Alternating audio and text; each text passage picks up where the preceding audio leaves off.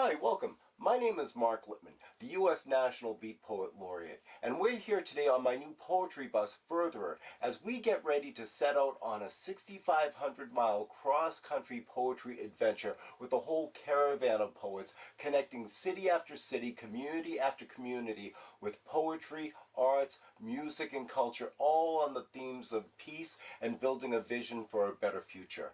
So why don't you come along and join us?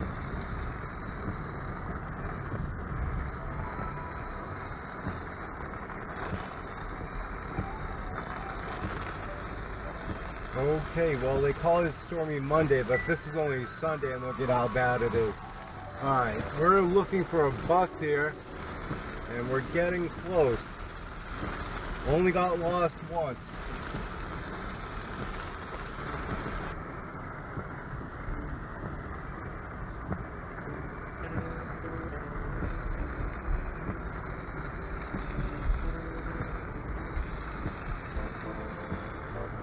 Okay, so it looks like this here is it. Looks like, oh yeah, that is it. Could that be the new poetry bus? Look at that, huh? Let's find out.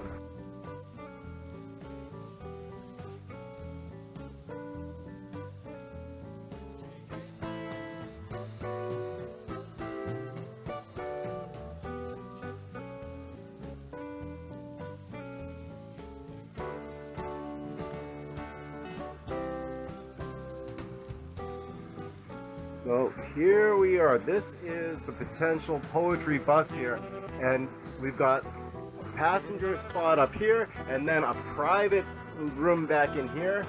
This can be the main cabin, so to speak, and this is already built out, ready to go. Right behind that wall we have a wheelchair lift that's going to be our stage, and this looks like it's going to be a perfect poetry library here.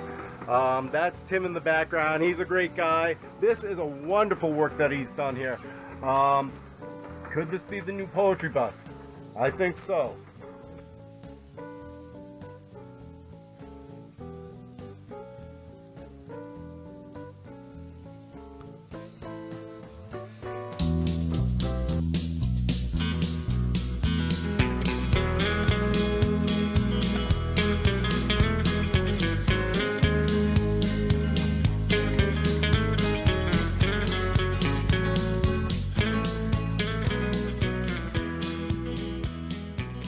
Getting ready for our spring tour, and what we're doing today is we're building out the shelving for our poetry library that's going to be part of the bus here, and it's all under construction right now, but we've got our shelving here. We're cutting it down to size to make sure that we have our library ready for our big launch coming April. So stay tuned, and we've got more stuff coming up for you. So one of the best parts of preparing for this adventure for me was turning the bus into a real poetry vehicle. Building out the bookshelves so I could have an onboard library where people can sit and read and donate books was essential. There's just something about being around a library with so many books that just opens up the world and gives you a sense of endless possibilities. Also, to connect the poetry bus to the history of the Beat Poets was so important to me. So adding the door art with the famous I Am the Door image with Lawrence Ferlinghetti in the reading room of City Lights bookstore in San Francisco just seemed like the obvious choice as an added attraction. And of course the naming of the bus Furtherer was a direct reference to Ken Kesey and his bus Further, which he took across the country in 1964 with the Merry Pranksters to ignite the entire hippie and counterculture movement of the 1960s. Was just a natural fit for the journey that we were planning to set out on to spark a new vision of the world being led by the poets. And remember that the poetry bus runs on two things, love and diesel. So when you visit us, don't forget to stop by and drop something into our love box here. So one of the first public events we held was on March 20th, World Poetry Day, up at the Buttonwoods Museum here in Haverhill, entitled Where We've Been and Where We're Going, Envisioning a Better World, which would become a running theme throughout our national tour for building peace through poetry and community. It only seemed fitting that we would start at a location that's connected to both the history of Haverhill and our long-standing tradition of standing up for social justice.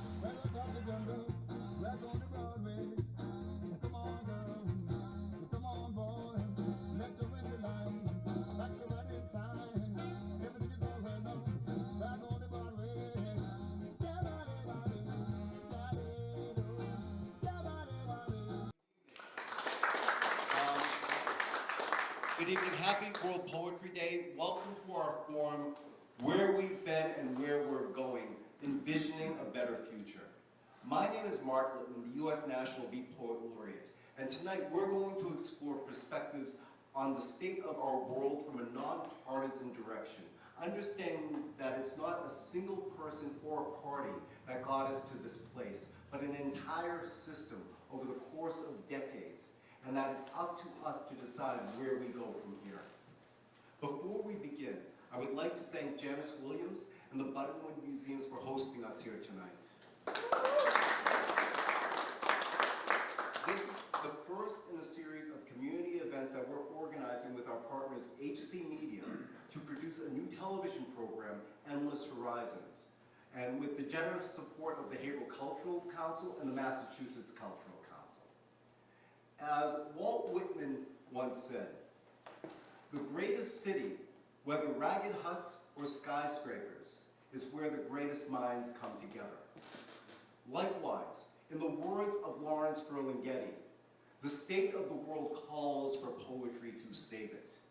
It's in this spirit, and that of Haverhill's own poet, John Greenleaf Whittier, who brought social justice to his own writings, that tonight we bring together for you some of the greatest contemporary thinkers and poets of our time to lead a much-needed conversation on just what kind of future we desire to build. In the heart of empire, impotent and useless, among the lumpy echoes of home ownership, as our generation rolls burning boulders gig by gig up the hills of finance, to pay for property will never. Renaissance renegades abandoning regret in the rear view, we ripped from the nicotine ceiling of a 92 Camry, past the sniff muddled shards of Nirvana off the bolts of lightning our heroes tossed from the posters taped to our childhood bedroom walls, as the stars glued to the ceiling above tiny beds lose their glow, and the dreams coroners prescribe wake in their scabbed caskets, 6 feet under and selling, take me to the top, to folks like us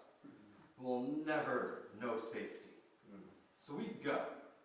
Go, go, go, go, go. Tucson's squat, ragged boots, stomping across crossroads America, through songs of ourselves, chasing Whitman's beard, Ginsberg's tears, Baldwin's fire, outside Toledo, Kansas City's fishnet laureate rips on the road out of my hands, tosses it out the window as Damien lionizes our wreckage. You know, we've sat here and we've heard a couple people really talk about some of the challenges that are here. We've just heard about those realities that exist. What I want to do right now is I want you to pause for a second, and I want us to think about, though, this space. I want you to just take a second and look around. Just look around. Look at different folks. Look at your neighbor, right? That's what we want to know, and that's the idea that we have here. What we're hearing, of course, folks, right, particularly as we think about this prolificness of access to a space like this, is the fact that we're here to congregate. And when I say we're here to congregate, we're here because as I've titled this talk, and let me be very, very clear, folks, I am not a poet. I don't even pretend to be a poet. I've read my share of poetry from here and there. I've read plenty of this brother's poetry, I'll say that much.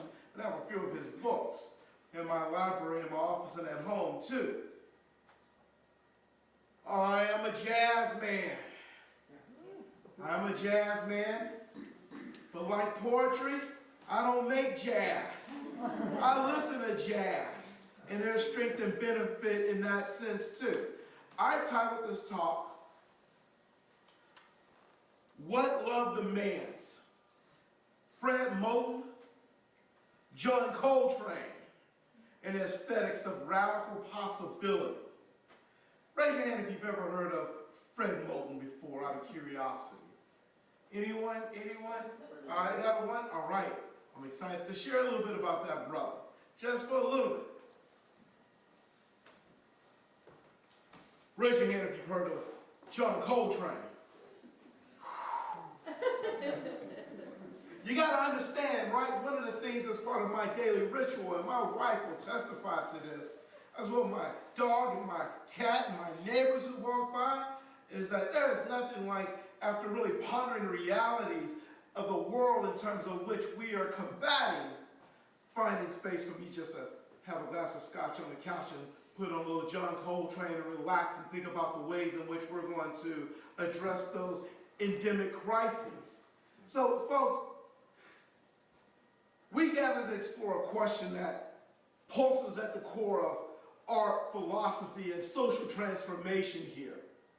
And I want you to think about this question because this is the question we're going to delve into. What does love demand? What does love demand? Now, if you're Marvin Gaye and it's 1971, right? Marvin Gaye's asking the question, what's going on? He's trying to figure out what's going on, particularly because we know in 71, that came to fruition after the reality of furthering police brutality to black folks. 50-something years later, not much has changed. An endemic crisis continues to exist. Cornel West proclaimed that justice is what love looks like in public. And the fact that we are in a public space and we're congregating together here, well, it looks like we got a whole lot of love in this space right here. And that's what we want to talk about. And that's what we want to think about too. So if we continue to further to answer that question about what does the love mean and how do we think about those demands, let's turn a little bit to Fred Moten just for a little bit. Turn a little bit about Coltrane's music and think about these two visionaries, these two prophets in my imagination, and what does that mean for our own radical possibilities? You know, as I think about this talk, I want us to think about the fact that we think about the intersections of love, art, and radical possibilities. And as we think about that through the lens of critical theorist and poet Fred Moten and jazz legend John Coltrane, we want to really think about the practices and the arts, about reimagining what freedom means. Because again, if we want to love, we've got to understand the gist of freedom. And we know the reality, as Brother King told us, that in order for us to be free, we've got to engage in this notion of radical love. And what I mean by radical love here is I'm talking about this fact that we exist in this arena where we embrace our trans friends, black and brown folks, women, our undocumented folks, and all those folks who don't feel the cultivation of the demand for love within the aesthetics necessity that really exists right here today. That's what I'm talking about, love. Love means we walk next to our neighbor in a way, and I heard a lot about our neighbors in this world that's here, to where we think about the criticalness, the crises that's in developments here. Oh, let me tell you, Moten's critical poetics and Coltrane's sonic experimentation brings us to this notion of love supreme. And love supreme gives us that sense, that mode of resistance, improvisation. And improvisation is important. Whatever challenges come up, if you know that your community has your back and you know that things have to change and you need them to change, you will figure out whatever obstacles put in front of you. And that's been my experience in labor organizing. I've seen workers, do incredible things because they have a personal stake, because they know things can be better, because they know they deserve more. And I think we can scale that up to a societal. Like, we deserve so much more. We have so many resources. We live in an incredibly wealthy country. Why don't we have access to that wealth? Why don't we, think about what it means to trust our communities, to build that community, to have resilient communities, and how do we use those communities to actually chart this path forward? And I don't know what that looks like, but I know that there's, if workers have anything, they have solutions. They have problems, and they have solutions to those problems. It's just having the power to implement those solutions to actually get to And I like your fact when we think about this notion of community is, finding out what that community is, organizing within that community, really starting to know and believe and get a sense in informing and educating that community. Because while some people will say, well, Eddie, it sounds like you're creating a sense of camps of maybe tribalism that's there. That's not what I'm saying, but I am saying that folks need to start thinking about patterns of organization and what does organizing look like and what does it mean? And not sitting back and waiting and assuming. Because see, I'm going to tell you this right now. I can't sit and assume and hope that my oppressor's going to one day just change their mind and stop oppressing me. I have to align with the folks who understand that I'm being oppressed and who are willing to sit in my camp, and they agree that we're going to do the things that we need to do because we're seeing what's happening in the landscape and further changes need to happen. That is a hardcore radical message, and I just gave you the first grade version. One thing that I've heard from both of our speakers here tonight is the idea of community. And this is really a key for me, where all real action happens at the local level. There are so many things that I see, that you see, I'm sure that we all see, that are going wrong in this world. And we all want to do something about that. We all want to make a positive change. How can we fix this? And I'm just one person. What can I do? And so I will always start with where I am and work out from there.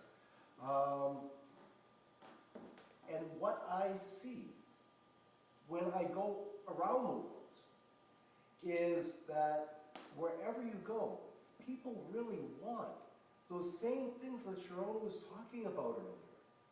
Housing, healthcare, good education, the freedom to just be left alone and live your life, which is, for many people in our society today, under attack. Just the right to be left alone and live your life has become almost a privilege level today. And how I look at it is that if anyone isn't safe, then none of us are safe. And coming together and holding space is a big part of this. For me, coming together in a room like this, sharing our experiences, sharing our perspectives, is that first important step of building community. Because if we want change, we're only as strong as those around us. And as we're building community, we want a strong community. And these conversations, these are hard conversations. Some people might have been triggered already this evening. And these conversations are necessary to have in order to build a strong community. And we understand that the foundation of that community is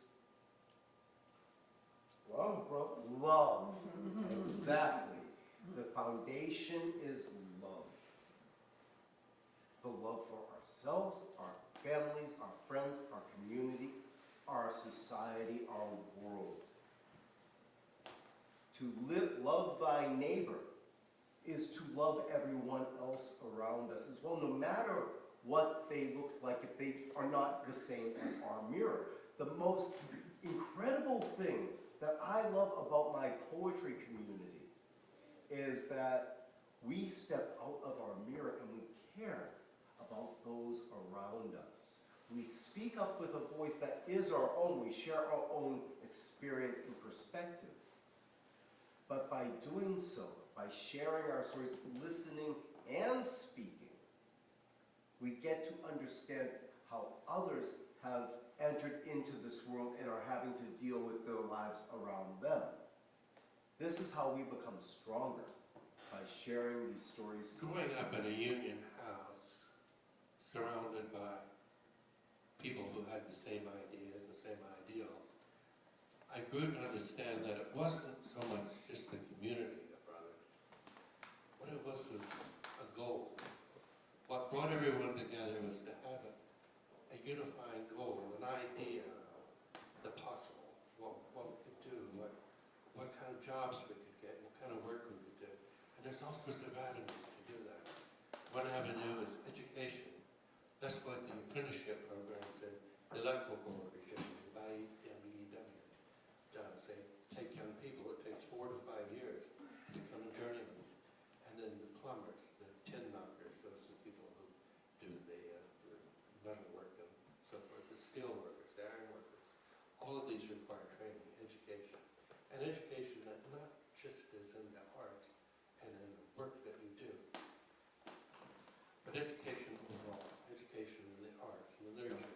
So when you talk about community and love, you have to also talk about goals and objectives, because without objectives we can't I see think a lot of people in the state that we're all finding ourselves in right now are coming from a place of uncertainty and fear. And I like to think of myself with my position as a poet, as a place where you can find support and comfort.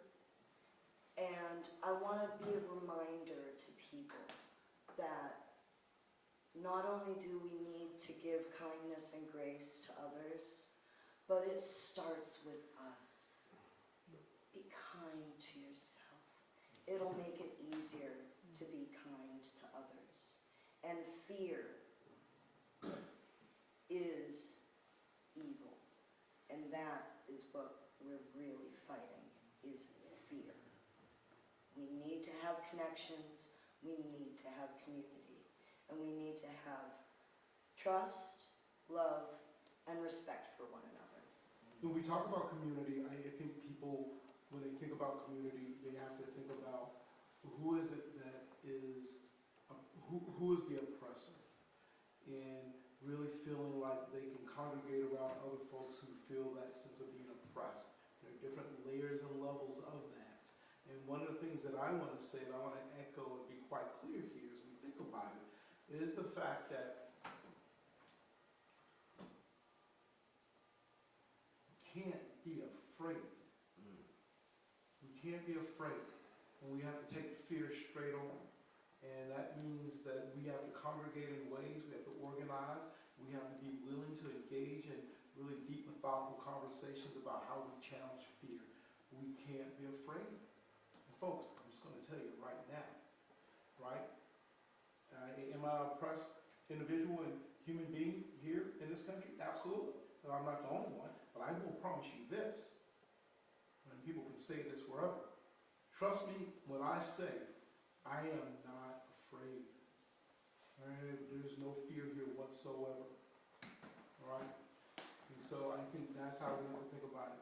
You cannot be afraid. Yeah, I think just bouncing off that, I think why it's so important that we have spaces like this where people are declaring they're not afraid is because bravery is a social phenomenon. Like, it's really hard to be brave when you're alone, but when you're with a group of people who, and you see one person being brave, then all those people are actually like, wait, I can do that too. And that's when you actually get movements. That's when you start to get fighting movements, is once that bravery, that sense of courage spreads. When it's not just one person, but it's all the people who are like, oh, I need to be with that person because we are fighting for the same thing. We are all taking this risk. It's not an And that's how we get collective gains. That's what it means to, be organized, to be in community. And so I think kind of thinking about, how do people who is just an average person, I mean, I was just an average person. I was just an employee at a workplace, and I got involved with labor, and that just transformed how I thought about my own agency. It transformed how I thought about like how I could achieve a better life, how I could, not just deal with my dysfunctional boss and this dysfunctional office, but what does it actually mean to confront power in the workplace, and what does that look like beyond just one workplace, because there are millions of workplaces. They should all have unions, but that's also not going to address the root problem of why I had a dysfunctional office and why I wasn't paid enough. But I was just an average person who was angry, and I found a direction for that anger, and so I think that's what you need to do, is find a place to put that energy. Not everyone has all the energy in the world, not everyone has all the time in the world, but whatever contribution people can make is something. And again, if you're doing it in an organization, if you're doing it with others, everything you do is maximized. Your capacity is maximized by working with others and having a unified goal. So I think people should be thinkers and fighters, and no one should discount themselves from being either of those things. Everyone is capable of things that they don't think they are capable of until someone is like, I believe in you. So find a community that does that. Riffing a little bit on what everyone has said over the last few minutes relating to this idea of community, I think it's also really valuable to make the distinction that community isn't a bunch of people existing in proximity to each other, but that interdependence. You described bravery, which I think is actually a really valuable framework to apply to bravery, because as you develop those relationships, just as a species, we need that consistency to regulate ourselves. And if we don't have regulation, which is what the attention economy is just profiting and flipping us out so thoroughly for at the behest of these corporate behemoths, in order to get that time, you have to like escape those addictions, and that takes an interdependent community, that takes giving each other grace, takes like building like a meaningful solidarity that exists out of the prescribed intellectual frameworks from academia to like all the reactionary politics of the culture war. And I think you can find and build those spaces with intention, but like you said early on, was if this is all performance art, then y'all are involved too, in setting the tone and the space and the invitation and like that practice. So like bell hooks defined love as like an action, something that has particular ingredients. I'm not that quick with the mind to make up 7 ingredients on the spot for what makes community, but I bet you could take that framework and apply it the same way for how we show up For for each other. many people who are looking for a reason to continue their poetry, their music, their art, is the reason they get out of bed in the morning. And what does it mean to be an artist? We're searching for our voice. We're searching for a way that we can share what's in us with the rest of the world, some way that we can connect. And poetry, music, arts, and a lot comedy allows us to touch onto topics and to connect with people that we normally wouldn't be able to. It allows us to understand each other in different ways that maybe we wouldn't be able to any other way. It's a door that's open for the world to come through and meet you. So for me, being an artist, being a poet, is, I don't want to say it's a noble calling, but it's it is. But it's also something, a way to give back to your society. And without poetry, I tell people this all the time, I joked with you about this the other day, it's like, only through poetry am I able to live a 6-figure lifestyle with a 4-figure income.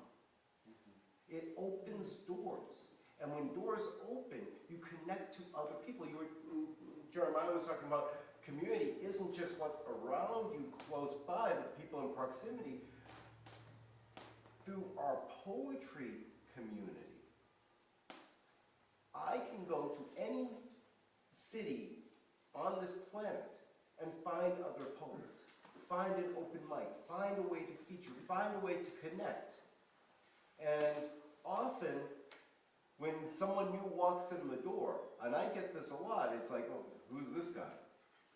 And then I get on the microphone, I give them a couple poems, I'm like, oh, who's this guy? It's the same question, but a whole different understanding once you've connected through the arts. So words of our poet, John Green here. I'll lift you up, you'll lift me up, and we'll ascend together. Thank you very much.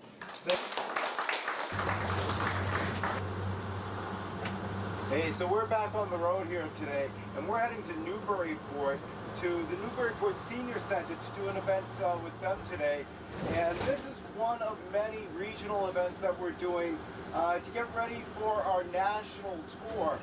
This is something that's, we're building from the local community first, because that's where it all starts. It all starts in the community, and you build out from there. So when you have a good foundation under you, then you can grow and do incredible things.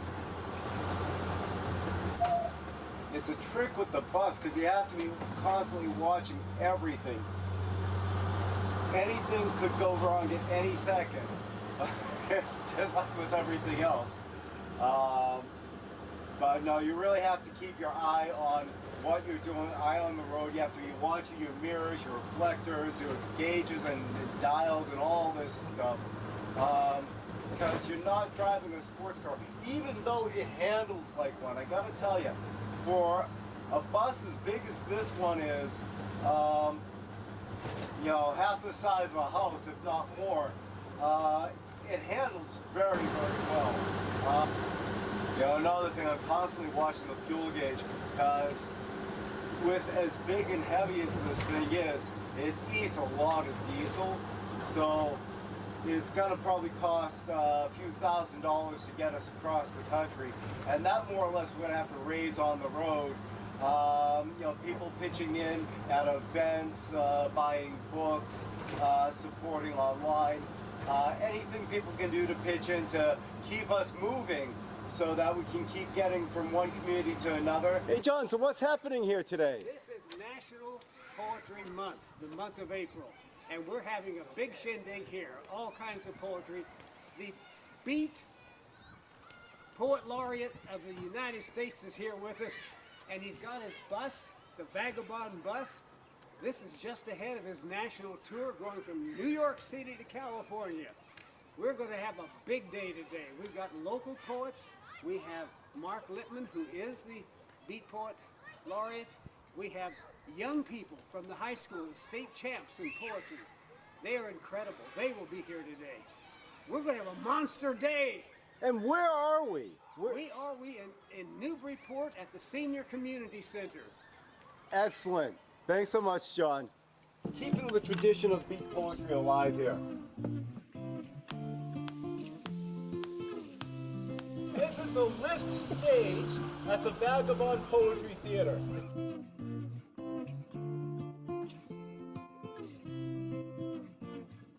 To be, and that's the only question.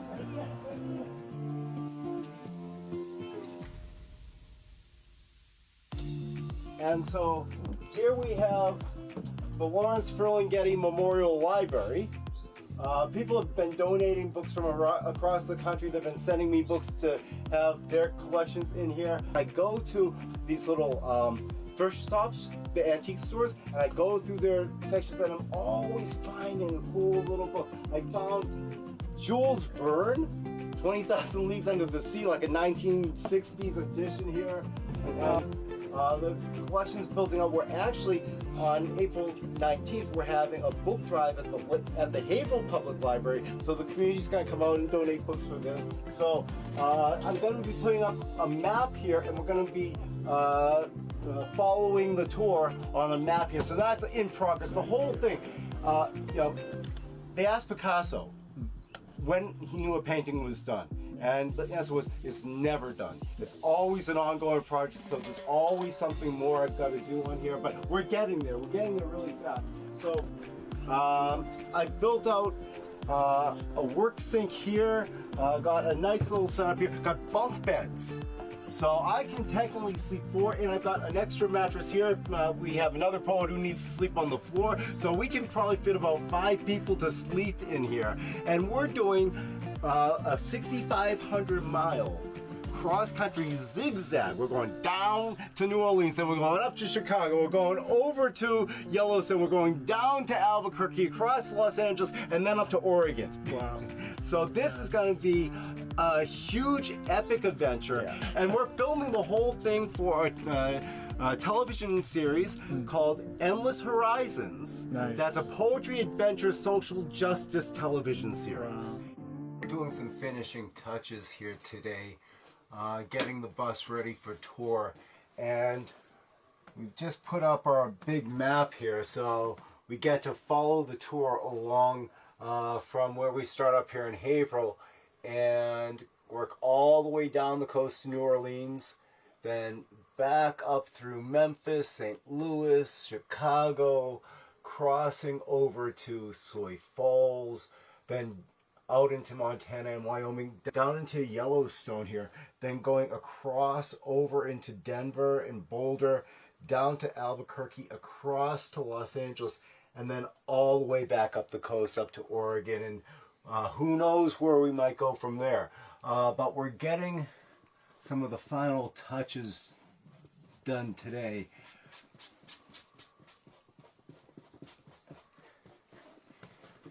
That's what it is.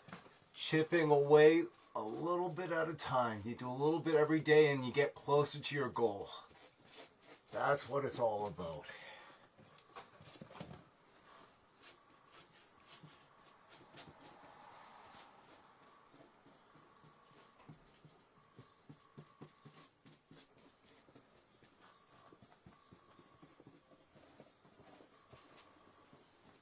All right, now I think she's ready to get painted.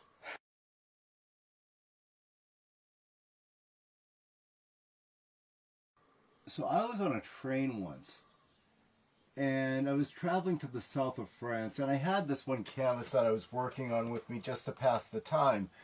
And I was in the restaurant car, and it was packed. The train all the way down was packed.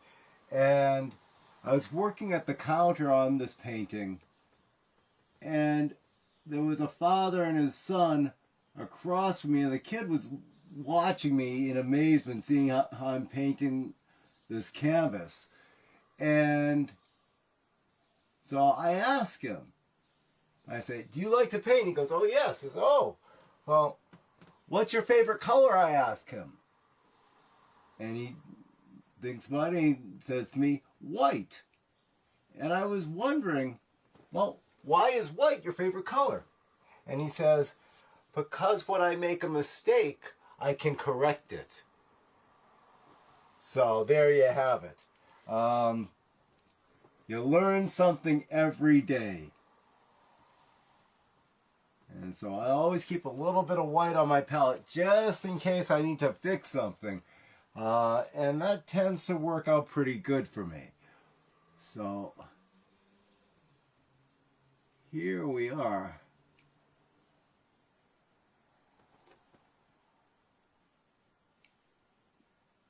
Not sure if I'm wanting a straight line or a curved, but it's coming out the way it's going to. And here we go.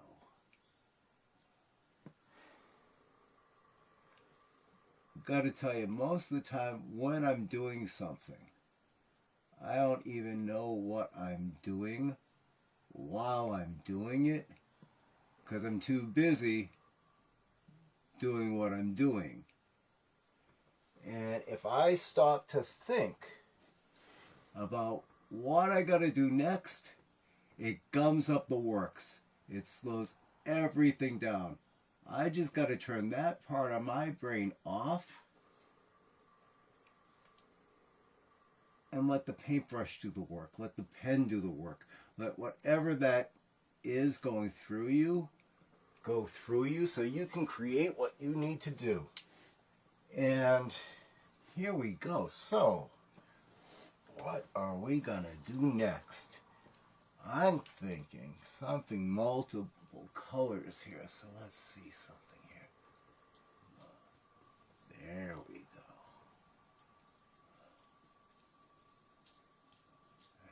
See?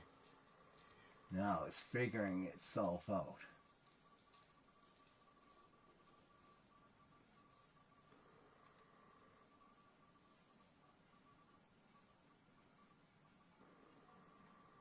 Just wait till this is finished, because you're just seeing the start of this now. But I'm just talking to keep myself company while you're traveling with me on this. All right.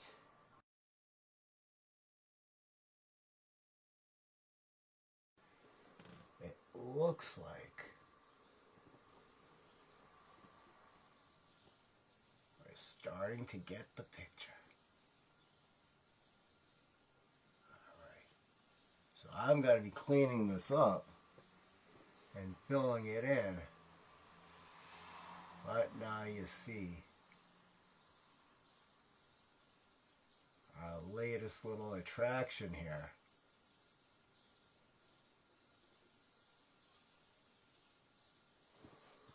Okay. Well, that's enough to get us started anyway. Well, there you have it.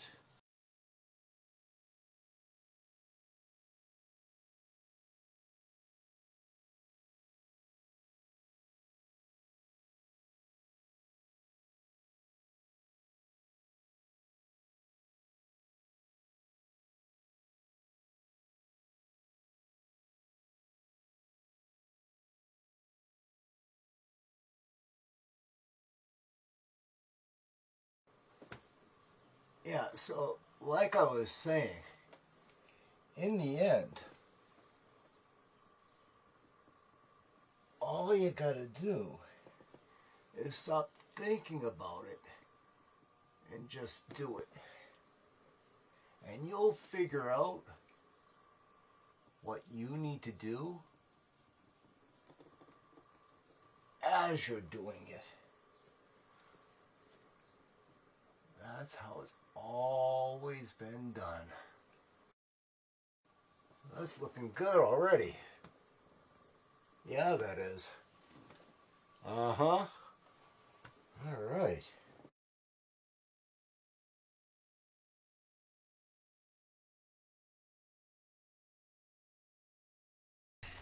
Madam Clerk, next item. Councilor Ferrera requests to introduce Mark Lippman, U.S. National Beat Poet Laureate, to share upcoming poetry and community art events. Councilor Ferrera. Thank you very much. I am excited to welcome Mr. Mark Lippman. He is a U.S. National Beat Poet Laureate and a resident of Ward 3, whoop whoop, to let us know about his upcoming poetry and community art events happening near and far. Thank you. Mark, if you could give name and address for the record. Yes, thank you. Mark Lippman from 65 Cedar Street. Welcome. And Mr. President, esteemed City Council and neighbors, good evening, and thank you for having me speak here tonight. I'm here this evening to invite you to get on the bus, or more precisely, my new poetry bus, Furtherer. With the support of the Massachusetts Cultural Council, the Haverhill Cultural Council, HC Media, Creative Haverhill, Whittier Birthplace, and the Haverhill Public Library, we're getting ready to launch a whole series of poetry and art events for you over the next 2 weekends.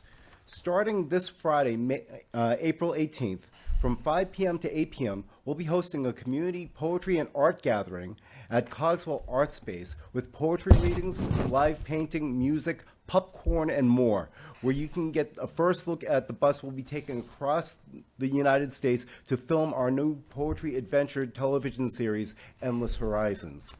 If you're a local poet or want to get on our open mic, or an artist and want to show some of your work, or just a member of the community and want to join the fun, come on down to the front lawn of Cogswell Art Space this Friday at 5 p.m. Then, on Saturday, April 19th, from 12 noon to 3 p.m., the Poetry Bus will be at the Haverhill Public Library for a community book drive. If you have any books of poetry or literature that you'd like to contribute, we'd really be happy to meet you there and give you a tour of the bus. And finally, on April 26th, starting at 2 p.m. at Whittier Birthplace, we've got a fantastic poetry reading scheduled featuring poet laureates from Maine, North Andover, Swampscott, and Haverhill, all coming together to launch our national poetry tour. If you'd like to read with us, we'll be having an open mic, and you're welcome to join us. We'll also be filming all of these events with HC Media, so come on down, get on the bus, and get your chance to be on television with us. All these events are free and open to the public, and thank you so much for letting me announce this here tonight. And I have flyers for the entire council here. Thank you, Mark. We do have a question or comment or a poem from Councilor Basileir. It's true, I do have a poem. Thank you for your presentation, Mr. Lippman. And my poem is Ashes to Ashes, Dust to Dust. Let's support your cause and get on the bus. Excellent. Thank you. You can come down and read with us, Council. We'll be here all week. Now you know why I was elected. Thank you very much, Council. Thank you, Mark. And thank you for letting us know about all those wonderful events coming up this weekend. Thank you. And Madam Clerk. Thank you so much for coming out tonight for this community poetry art gathering and for the official launching, or one of the many official launchings of this incredible poetry bus, which will be taking its 6,500-mile journey across country promoting peace through poetry throughout our country, which is so lovely. I am Erin Padilla. I am the Director of Creative Haverhill. And we are here outside on the Cogswell Art Space lawn. We are a nonprofit organization that has purchased this building from the city and is constantly working to transform it into a community arts center. I will happily share a bit more about that after we have our poetry readings, and I will take everybody through a tour so you can kind of see what the full vision is for the space. But this is the type of community programming we cannot wait to do consistently through this space in the future. And so we love that you guys are here and appreciate you working with us as we try to do programming before we're fully able to. So thank you for being here. I want to say thank you to Mark for wanting to do this here and for having the vision that he has, and for this incredible journey he's about to embark on, which I think is phenomenal. And thank you to everybody who's been part of this. Thank you to Dave, who's over there. He's making buttons. Please make a button. It's really fun. We love making buttons. We've got your wonderful artist, Claire, right? Claire, thank you. Who's here as well. We've got our popcorn man, Adrian, over there. And thank you, City Councilor Ralph Basileir, for being here as well. We appreciate you. And to our wonderful partners and friends, Team Haverhill, for always helping out anytime we ask. So this is our community. We love our community. I'm so glad you're all here. And without further ado, Mark Lippman, our U.S. National Beat Poet Laureate. All right, so this little project here has been about a year in the making. And one of the things that was mandatory for this bus, to get this bus, was that it had a wheelchair lift. Because this here is the lift stage at the Vagabond Poetry Theater. And we're going to be reading from up in here how this project came to be. All right, because I had a vision for a long time of wanting to do something like this, but it was rough in my head. I didn't know exactly what I was going to do, but I knew I wanted to do something big like this as a poet. And I kind of, about a year and some months ago, I just said to myself, well, why don't I take a chance and see what happens? Let me take a bet on myself. And I found the bus, I found the this, there's an obstacle, there's always something. As soon as you get what you want, there's a problem that you gotta overcome. You gotta know this. And it took a year of chipping away and overcoming this and overcoming that. This is how, if you've got a dream, if you've got something that you think that you can do, believe in yourself and then the world will believe in you. Black three-piece polyester suit, black cavalier hat with its ostrich. Savor the sun. It's March again, and my will to feel the sun on my skin is melting the snowbanks. Spring is approaching as the winter bee insists on flying in the open window of my car. Saffron grows in secret, cradled by crocus petals. Delicate pink, purple hips curved in the pregnant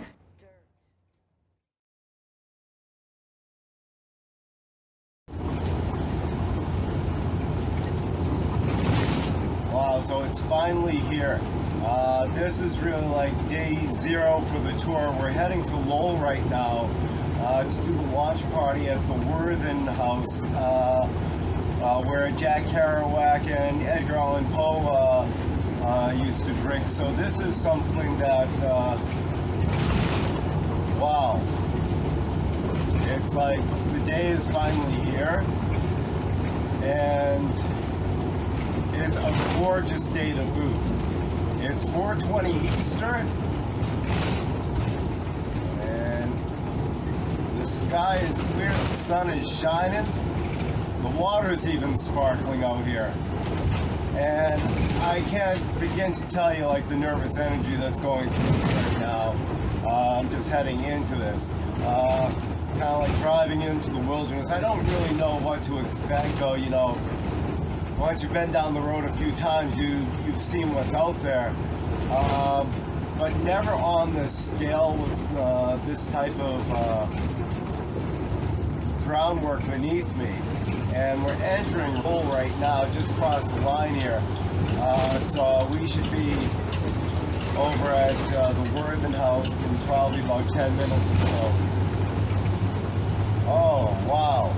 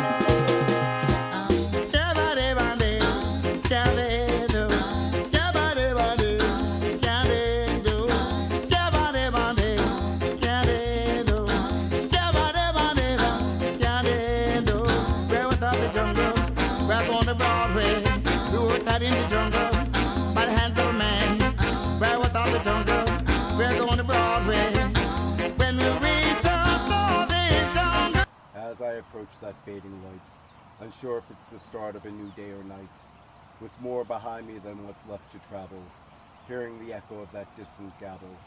Alone I walk upon this path that no other has or hath, cutting my way among the cypress trees, beneath the stars that call to me. A voice rings within my head of all the things still left unsaid, while to the left and right the trail does go, forward is the only direction I know. And as I reach that winding bend, in my heart I know it's not the end. Yet whether I be right or wrong, still with me I carry this precious song of all the things my eyes have seen, from start to finish and in between. And when I finally reach that cliff, where all must go who've ever lived, let those who remain behind say of me, there goes a man who was truly free.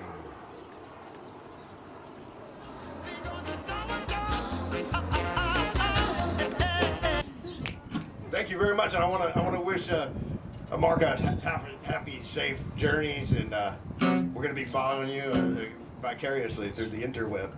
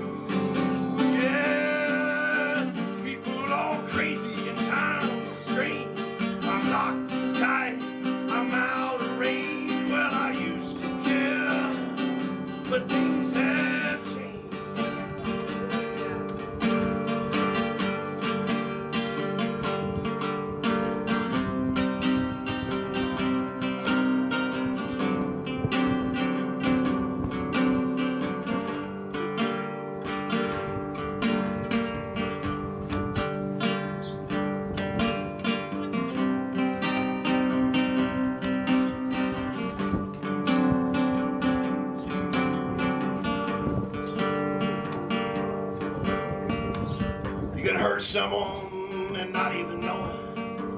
I hurt easy, but I just don't show it. I'm trying to get as far away from myself as I can. Some things are too hot to touch. Well, the human mind can only stand so much. You can't win when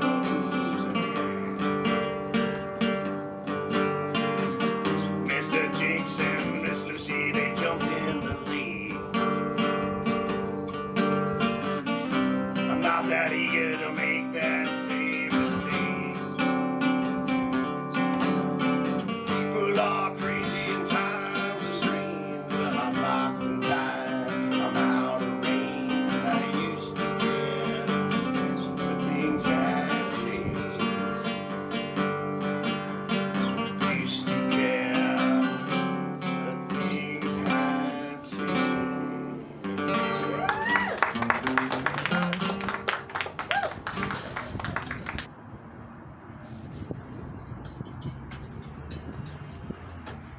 Oh, that looks great. There you go, sir. Hey, thank you so much. Thank you.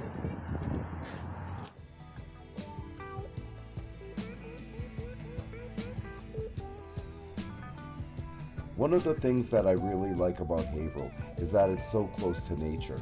At least a couple times a week, I'm coming up to Canosa Lake to walk the trails in the forest and just get out into the woods. So when I started partnering with HC Media, I was talking with Lindsay Paris about where we'd like to do an interview, and the first place that came to mind was Winnikinny Castle. It's really just something special to have a castle in your hometown. It harkens back to a bygone time and acts as a reminder that we too are only here for a brief moment, yet are also connected to a common history. So we decided to get on the bus and take a little adventure together to share with you.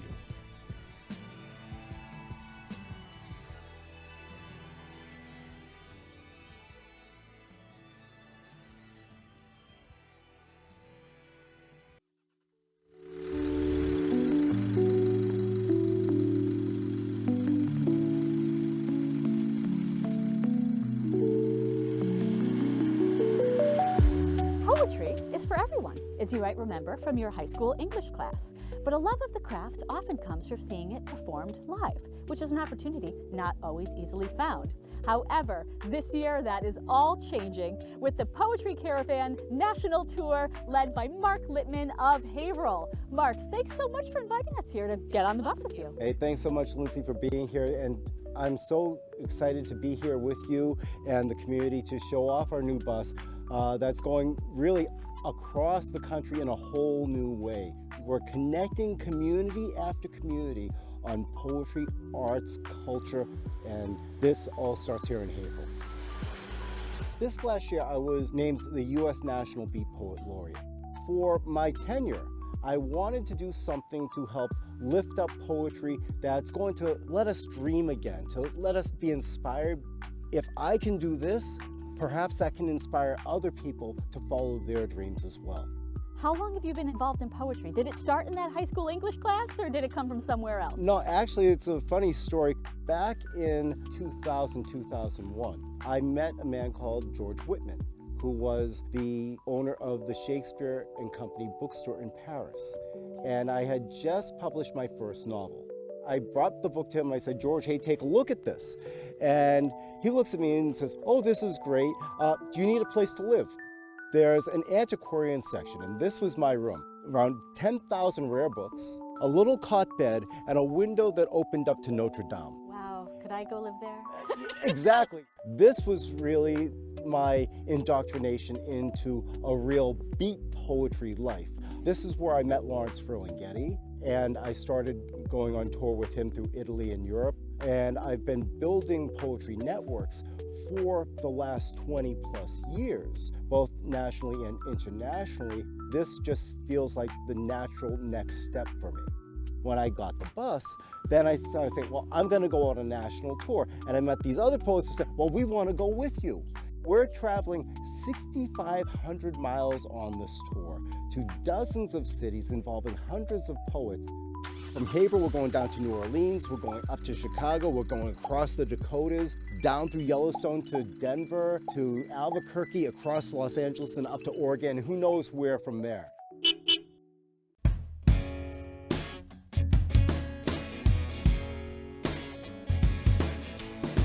Amazing. Yeah, so cool in here.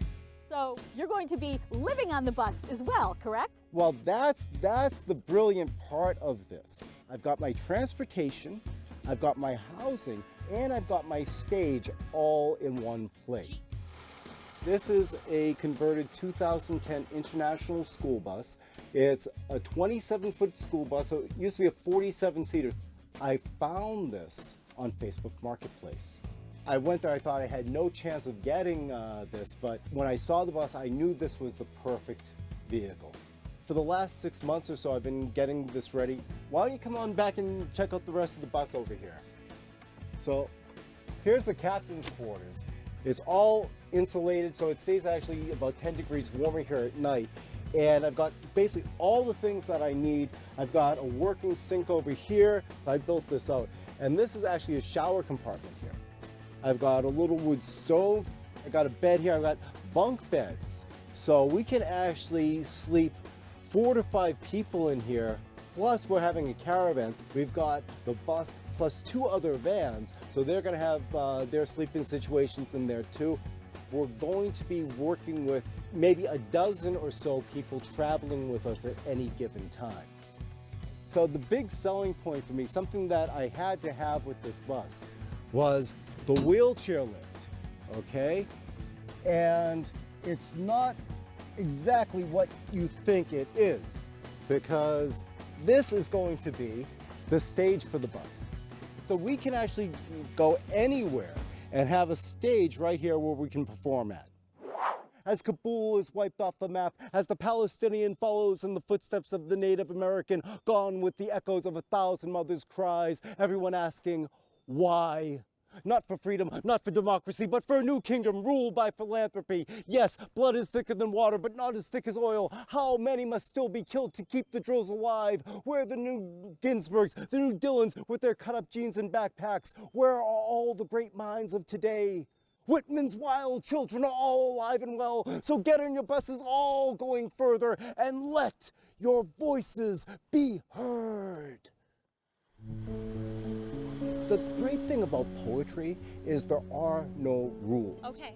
And that's with anything in the arts. It's as a poet, as a musician, as an artist, and it's searching for your voice to say what you have to say to this world. The way that you find your voice is where the art comes in, because everyone is unique and everyone has the potential of doing this. So you're heading out on the road in just a few weeks. When does your trip end? Oh. Is it kind of like open? It never ends. It never. Well, it's a dream in the happening. I'd had the dream of getting a bus like this for a couple decades now. And all of the pieces lined up. I found the right vehicle, it was the right timing, I had the right situation to be able to get this going, but it's something that I've been working towards. Now, there's a thing here, is that what does it take to succeed? Everything. It takes everything. If you want to succeed in accomplishing and achieving your dream, it takes you everything, but it's so worth it. When you invest yourself into believing in what your vision is, others start believing in you too.